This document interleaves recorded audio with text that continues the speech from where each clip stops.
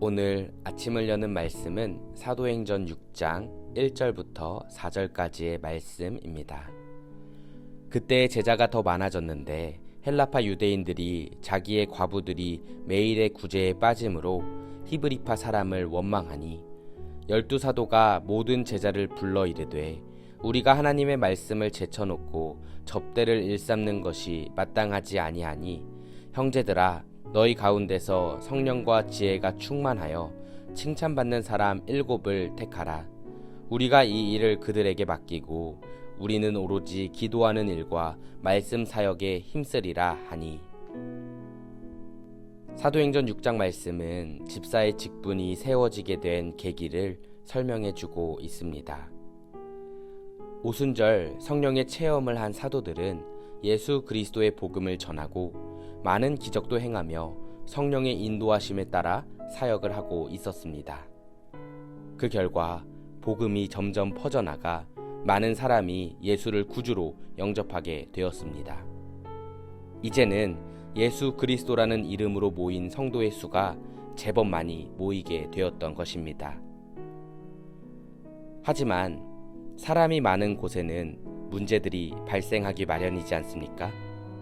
초대교회도 여기서 예외는 아니었습니다. 1절 말씀을 보시면 헬라파 유대인과 히브리파 유대인 사이에서 과부들의 구제 문제를 놓고 갈등이 생겨났던 것입니다.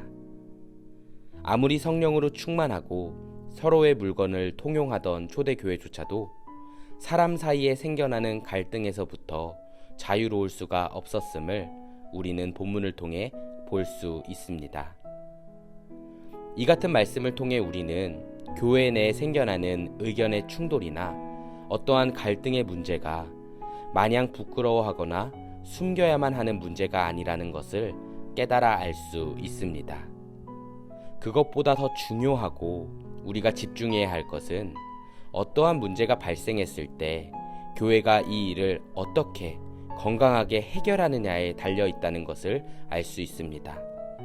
문제를 처리하는 모습에 따라 각 교회의 영적 수준이 드러나는 것입니다. 다시 본문으로 돌아오겠습니다.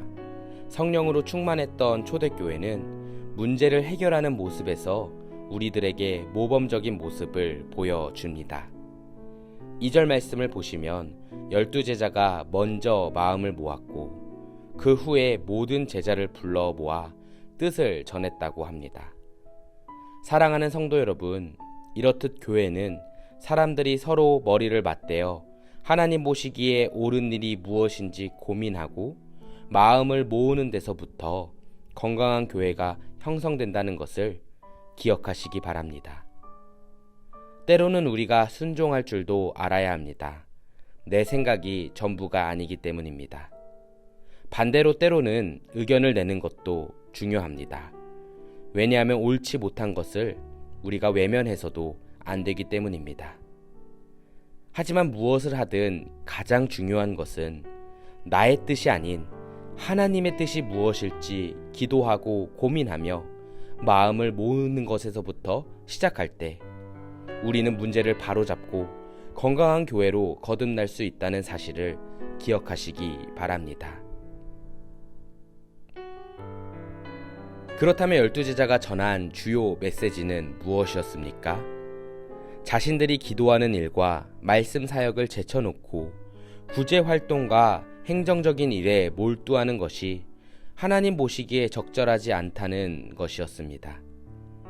교회의 사역에 중요한 사역들이 너무나도 많지만 가장 중요한 본질인 기도와 말씀보다 앞서는 것은 본질을 잃어버리는 것과 마찬가지이니 자신들이 기도하는 일과 말씀 사역에 힘을 쓸 수 있도록 교회의 일정한 사역들을 대신 맡아서 할 일꾼들을 세우자는 것이었습니다. 그렇게 해서 오늘 본문은 7 집사를 세웠다고 기록합니다.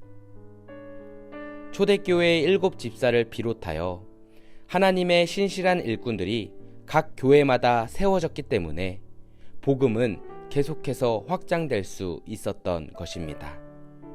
성도 여러분, 교회는 한 사람, 소수의 인원에 의해 세워지는 것이 아닙니다.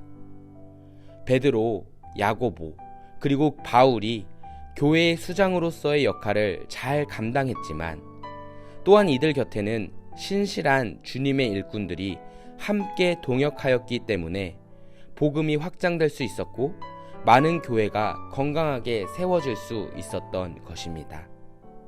이 같은 사실은 오늘날에도 유효합니다.